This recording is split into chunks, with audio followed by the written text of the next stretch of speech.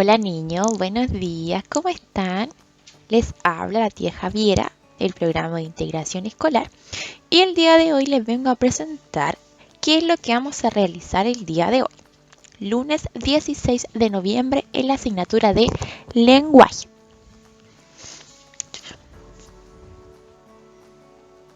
El día de hoy vamos a hacer un repaso de los contenidos vistos durante todo el año y los contenidos que son necesarios para poder responder nuestra evaluación de síntesis que va a ser el día miércoles 18 de noviembre.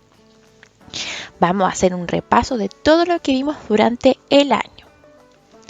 Y lo que vimos durante el año lo quise resumir en este mapa conceptual, ¿ya? Durante todo este año nosotros estuvimos trabajando los textos, ¿ya? Y los textos los podemos dividir en dos tipos de textos: los textos literarios y los textos no literarios.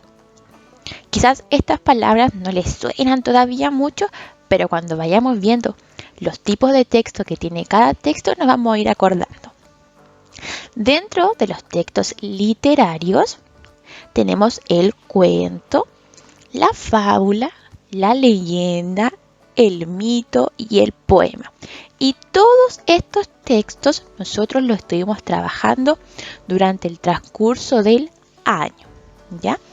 Por el otro lado, por el lado de los textos no literarios, estuvimos trabajando una carta, la receta, infografías, noticias y estuvimos también trabajando artículos informativos. Vamos a ir viendo cada uno de estos textos de manera rápida con el fin de que nos podamos ir acordando qué significaba cada texto, y también vamos a dejar una lista de textos en su libro de lenguaje en caso de que ustedes quieran también hacer un repaso y poder leer cada uno de estos textos. Vamos a partir el repaso con los textos literarios. Y el primer texto literario que vamos a repasar es el cuento, ¿ya? Y lo vamos a dividir en tres partes: el qué es, la estructura y algunos datos importantes. El cuento, niños, es una narración breve que se basa en hechos imaginarios. ¿Qué significa imaginarios? Que son creados por alguien y que nace a partir de su imaginación, de su cabecita, ¿ya?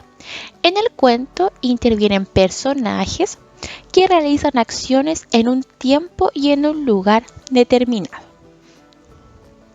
La estructura del cuento es un inicio en el cual se presentan los personajes y se menciona el lugar y el tiempo en el que ocurre la historia.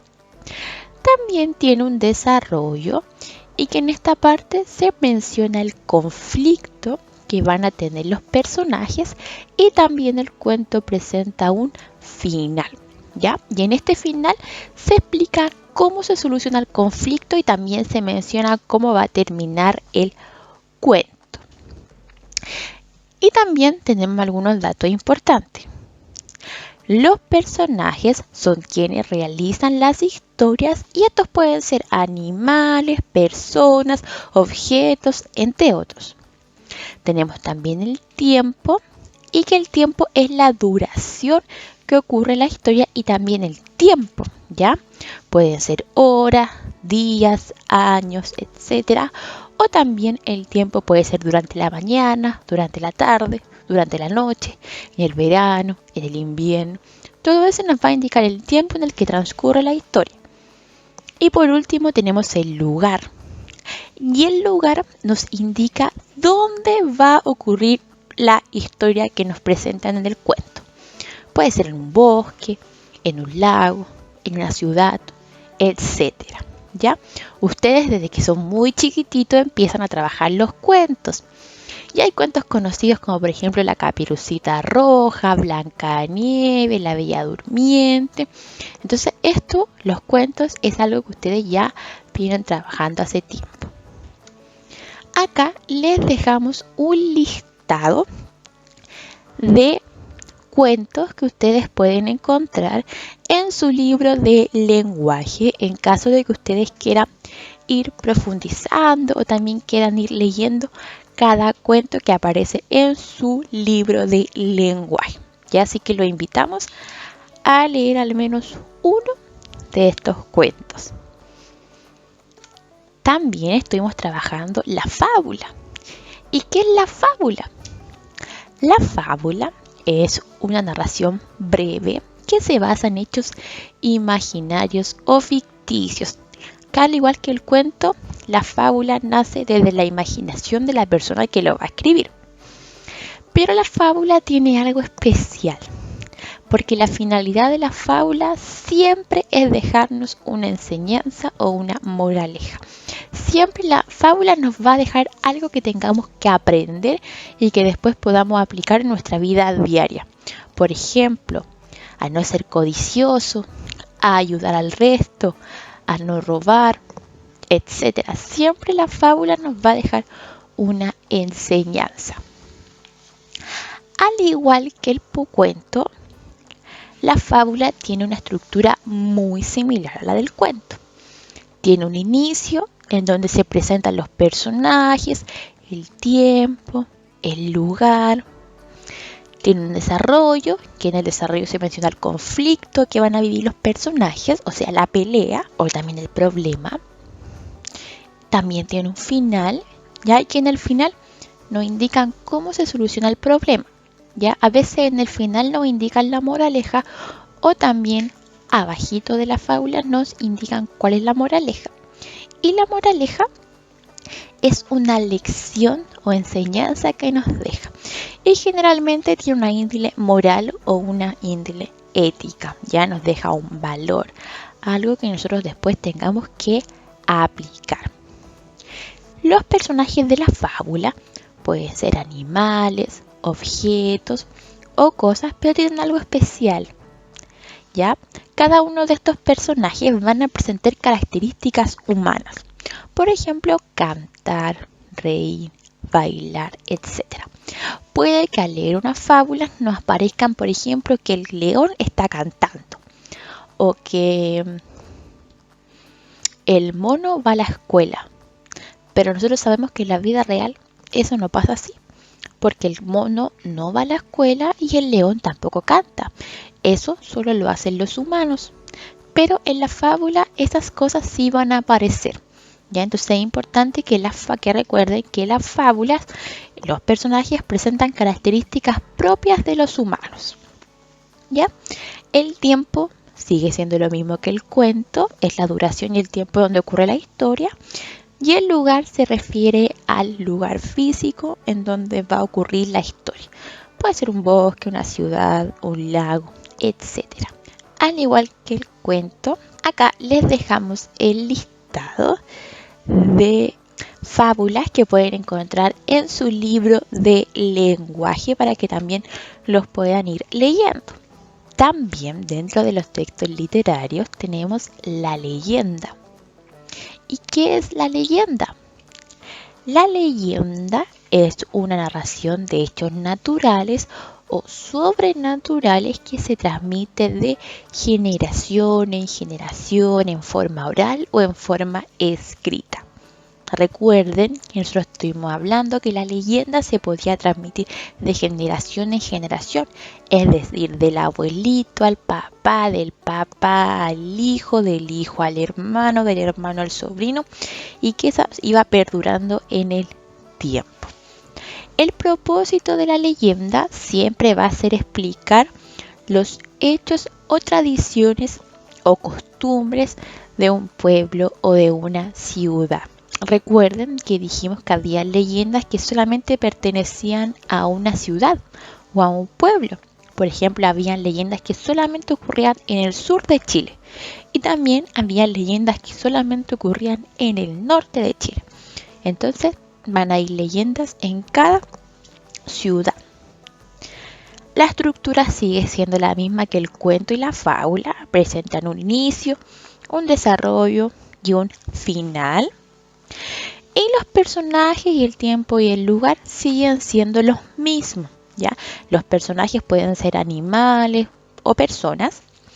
El tiempo sigue siendo el mismo, horas, días, años, pero el lugar cambia, ya que el lugar donde ocurre la historia es un lugar real, que se conoce. Ya generalmente puede ser una ciudad, un pueblo, un país. No es algo ficticio, algo creado. Ya el lugar siempre va a ser real, algo que nosotros podamos ubicar o podamos buscar en un mapa. Ya el lugar siempre va a existir.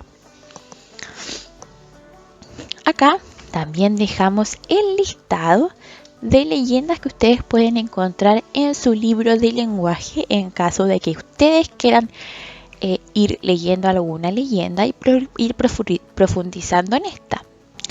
También, otro texto literario, tenemos el mito. ¿Ya? ¿Y qué es el mito?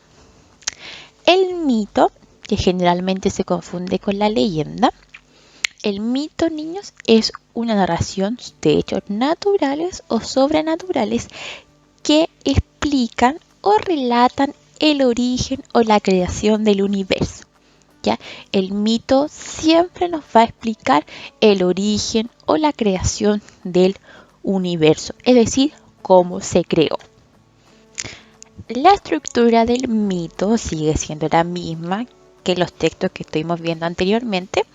Tiene un inicio, tiene un desarrollo y también tiene un final, pero cambian de los personajes, ya que aquí los personajes se caracterizan por ser dioses o por ser seres sobrenaturales, ¿ya?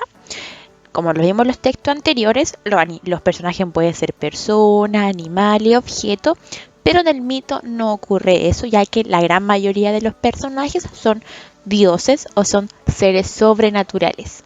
El tiempo siempre va a estar relacionado con la creación del universo y el lugar va a ser un lugar ficticio, un lugar imaginado o un lugar creado. No es real como lo vimos recién con la leyenda.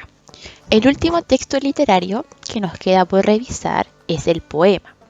Y el poema, niños, son obras que están escritas en versos y que buscan expresar los pensamientos, emociones o sentimientos del autor.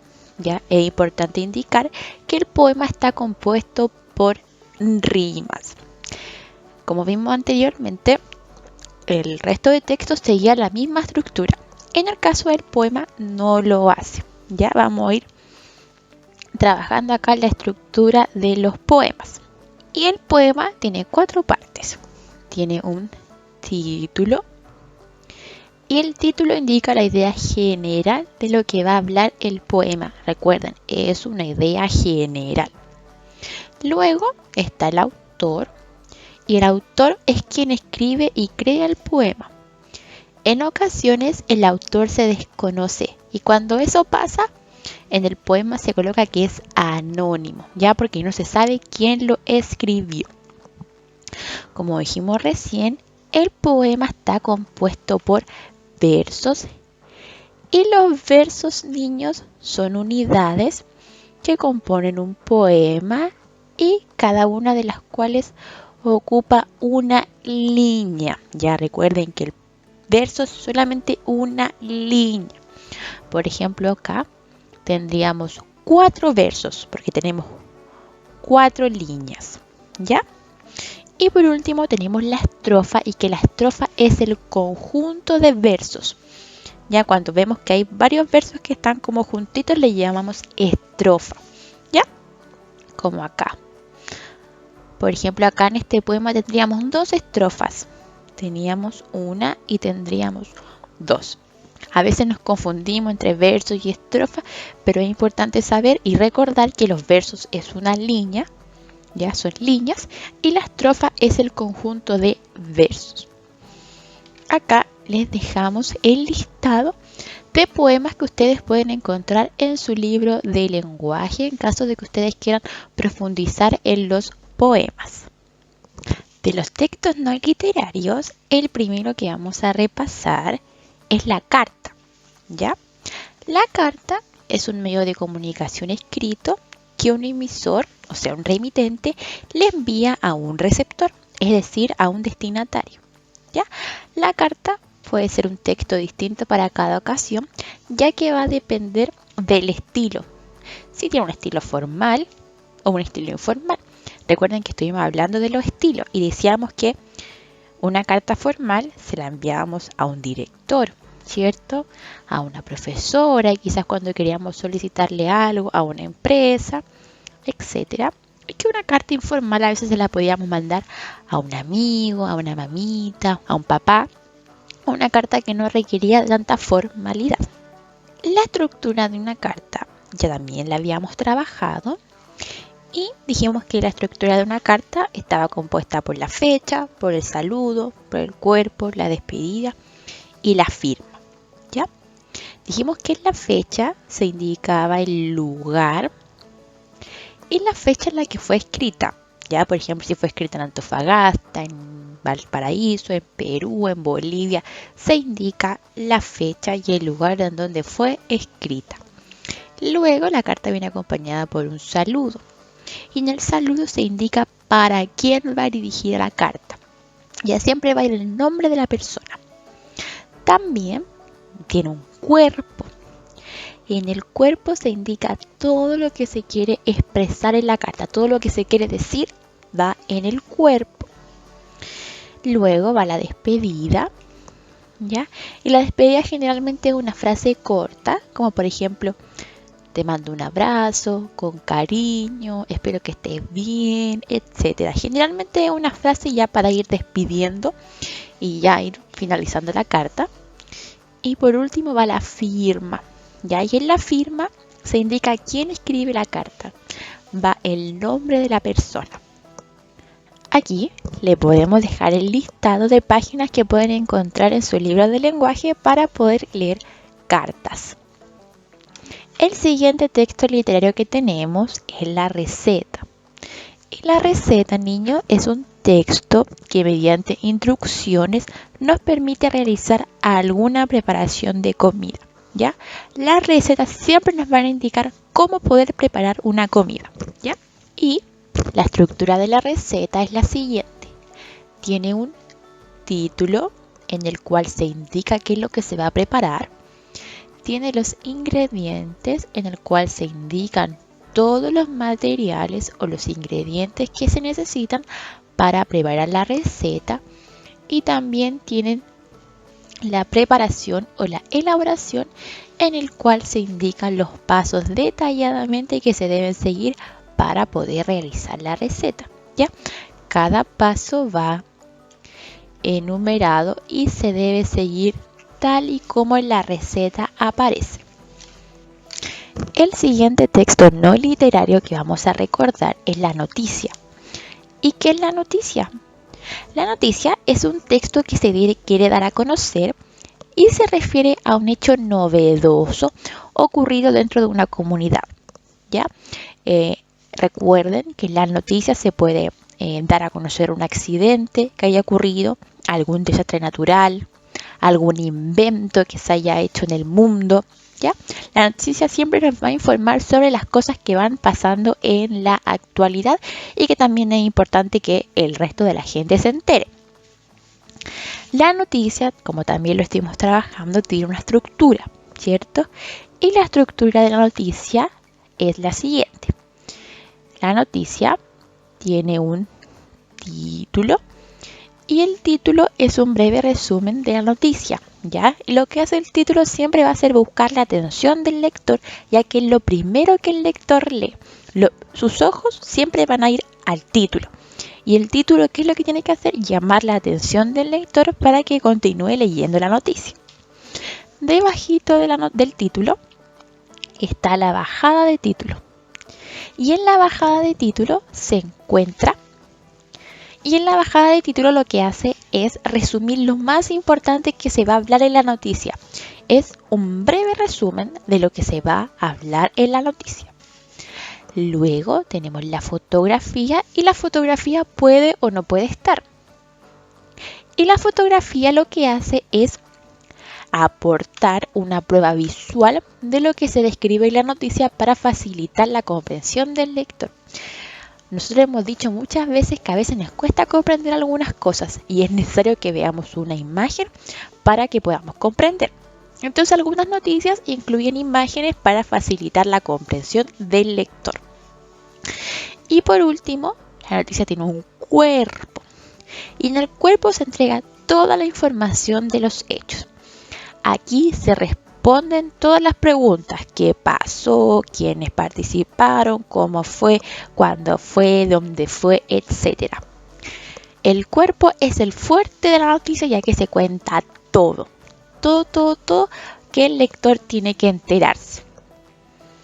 Y, al igual que el resto de los textos, les dejamos un listado de noticias que pueden encontrar en su libro de lenguaje en caso de que ustedes quieran seguir profundizando. Y por último, tenemos los artículos informativos. ¿Y qué son los artículos informativos?